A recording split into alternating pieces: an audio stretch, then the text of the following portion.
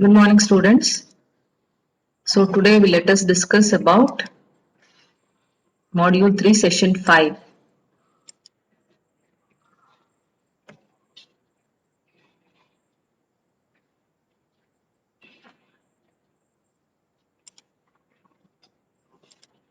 So here, in Module 3, we are going to discuss about, in Session 5, we are going to discuss about structural system and components. So what are the structural system and components? Using an appropriate structural system is critical to good seismic performance of buildings. While moment frame is the most commonly used lateral load resisting structural system, other structural system also are commonly used. We can see that in figure D, like structural walls, frame wall system and braced wall system, frame system.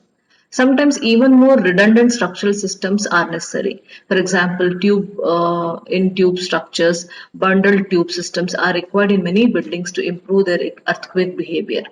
These structural systems are used depending on the size, loading and other requirements of the building.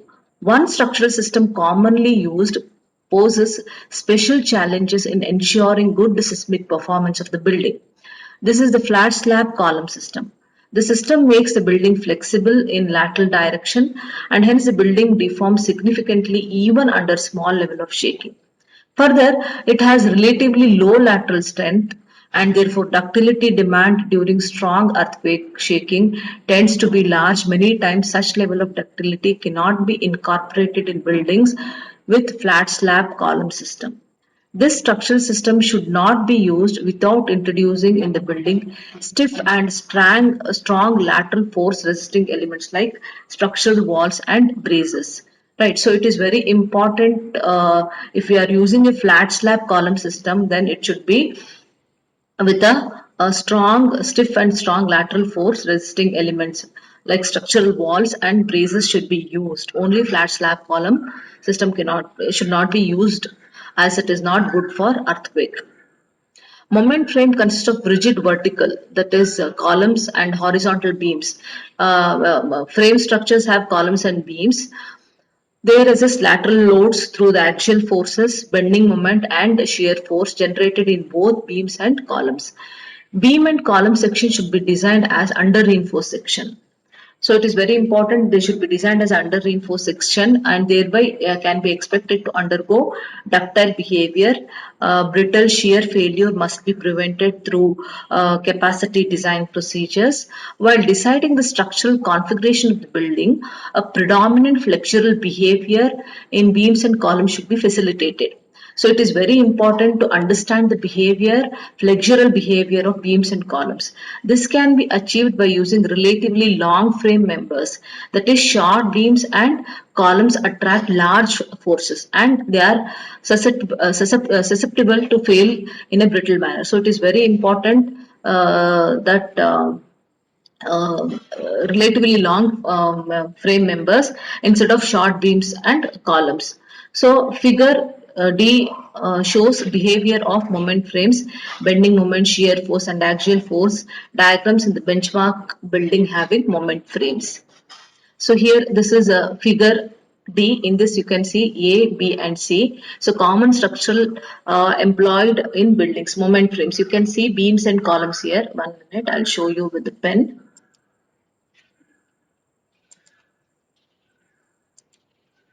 So here moment frame is having beam and column like this. So these are moment frames, right? Next one is moment frame structural walls. So you have a beam, you have a column as well as you have a walls. So that is what moment frame structural walls. Braced moment frames. Braced moment frames is you have a beam, you have a column, you have a beam, as well as bracings are provided between the columns. So that is known as what? Braced moment frames. Walls and brace shown are along the action in the plan. Okay, so next is, so you got to know what is meant by moment frame, what is meant by moment frame structural walls as well as braced moment frames. So next one is figure D. So that is behavior of moment frames. How does a moment frame behave? So when moment frame, again here,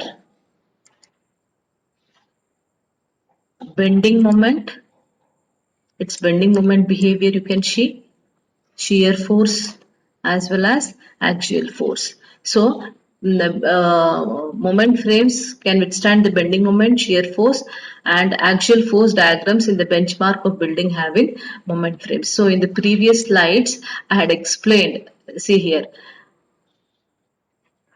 while deciding the structural system, figure 1 minute, right. So here they resist lateral forces. They resist lateral forces through axial forces. Bending moment and shear force generated in both beams and columns. So it resists the lateral forces with the help of axial forces, with the help of bending moment and shear forces, both generated in beams and columns. So it will resist the lateral forces with the help of bending moment, shear force and axial force in the both beams and columns. So what is structural wall frame system? Structural wall frame system, earthquake resistant building. I showed you what is a structural wall frame system. It is having a beam, column and a wall in between, right? So earthquake resistant building should possess at least a minimum lateral stiffness so that they do not swing too much during small level of shaking. Moment frame buildings may not be able to offer this always because there is it is an open frame system. Moment frame do not have a wall. So they may swing during an earthquake, but whereas here since there is a wall, so they do not swing too much during small level of shaking. When lateral displacement is large in building with moment frames only, if you have only moment frames, structural walls, often commonly called as shear walls, can be introduced. If the moment only a bare frame is there, then chances of failure is more. So in a moment frame, if the structural walls are also introduced, these structural walls are commonly known as shear walls. So it can help to reduce the overall displacement of the building because these vertical plate like structural element have large in-plane stiffness and strength. It is having a good in-plane strength and stiffness. Therefore, the structural system of the building consists of moment frames. So, structural system, moment frame, in a moment frame, structural wall should be introduced. So, it acts as a shear wall and behaves well during the earthquake. It has having a good in-plane stiffness and strength with a specific base in each direction having structural walls. Structural wall resists lateral forces through combined axial shear action. How does a how does the structural wall resist the lateral forces? It will resist the lateral forces through the combination of axial force, bending force, and shear action. Also, structural walls helps to reduce shear and moment demands on beams and columns.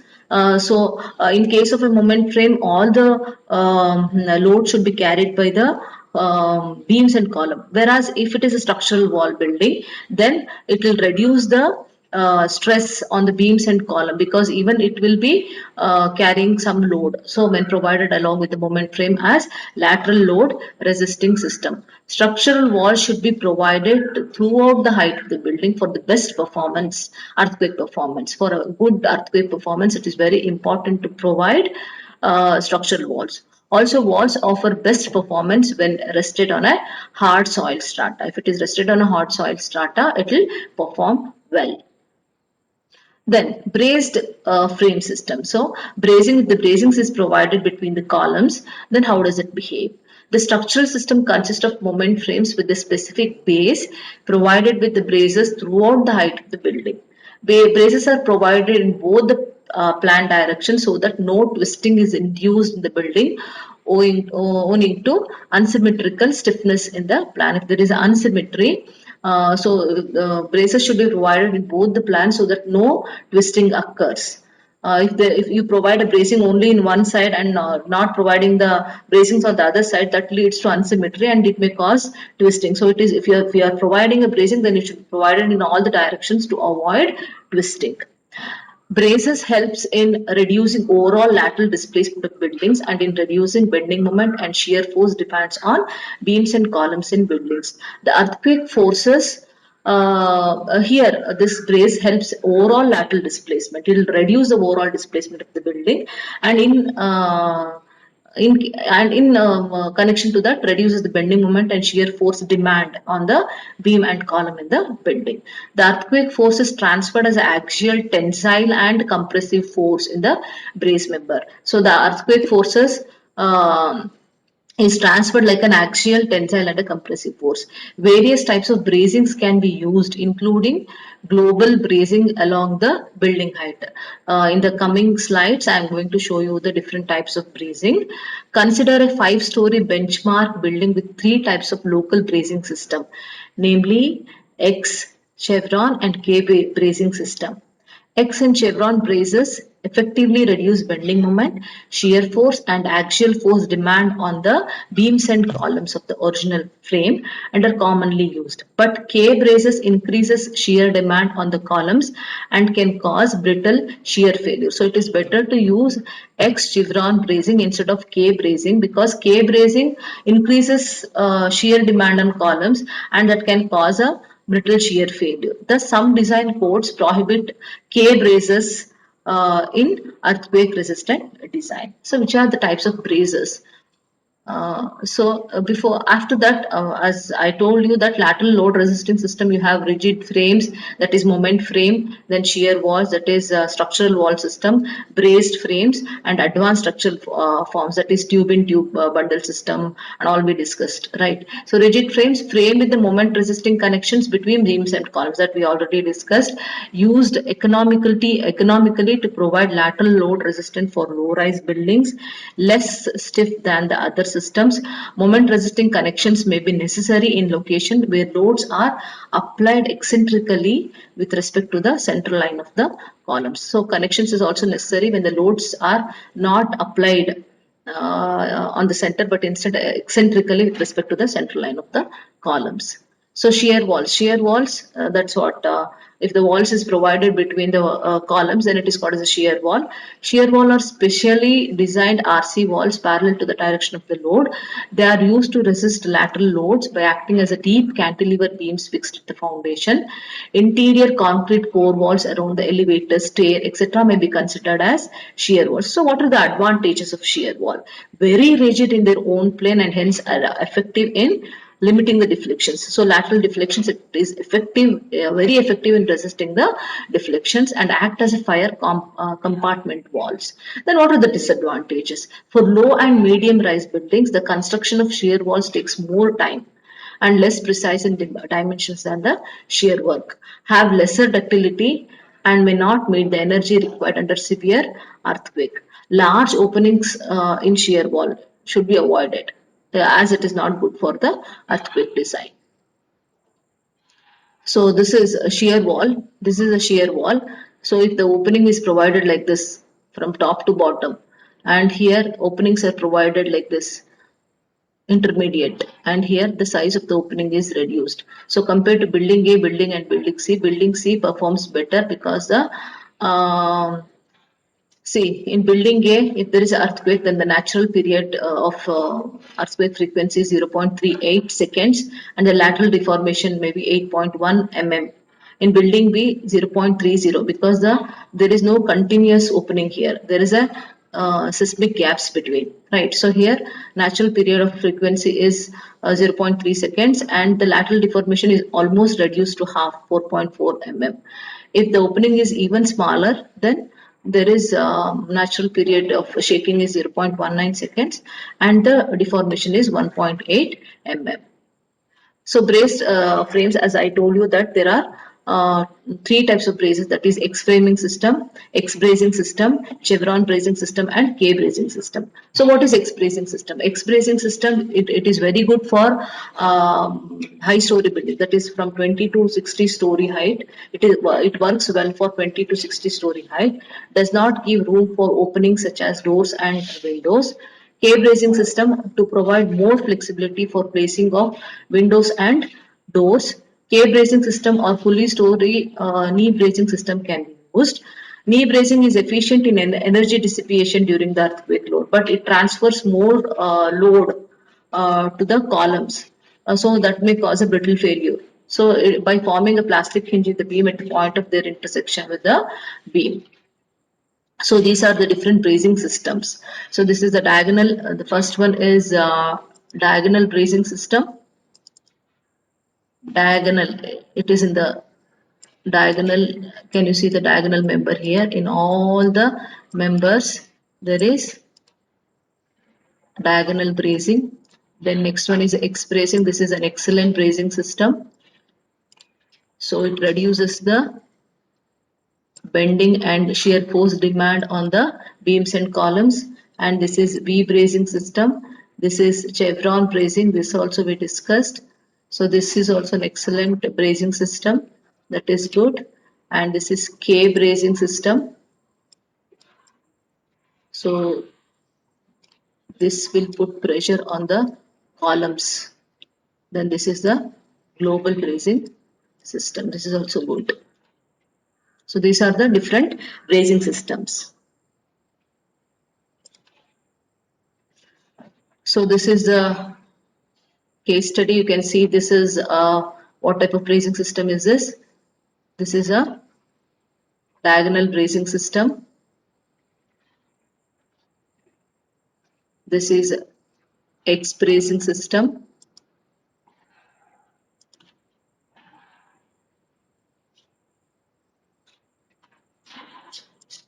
Again, this is a diagonal bracing system. Diagonal bracing system like this, right? Then advanced structural system. Frame tubes. Lateral resistance is provided by a very stiff moment resisting frames that form a tube around the perimeter of the building. It'll be like a tube form. So gravity loading is shared between tube and interior columns. It is appropriate for a building having 40 to 100 stories. So this is an example for a frame tube system. It is in a form of a tube, and it has a lateral resistance is provided by a very stiff moment resisting frames that form a tube around the perimeter of the building. It will form like a tube around the perimeter of the building. Gravity loading is shared by the tube. Gravity load is shared by the tube and the interior columns, and it is appropriate for 40 to 100 stories. So you can see here there is a X bracing here, global bracing, global bracing here, and the entire periphery of the building is covered by this tube, and the load will be carried by this tube and the interior columns. So this is the advanced frame tube system. Next one is braced tube system, tubular system with X bracing. You have a X bracing over many stories. Then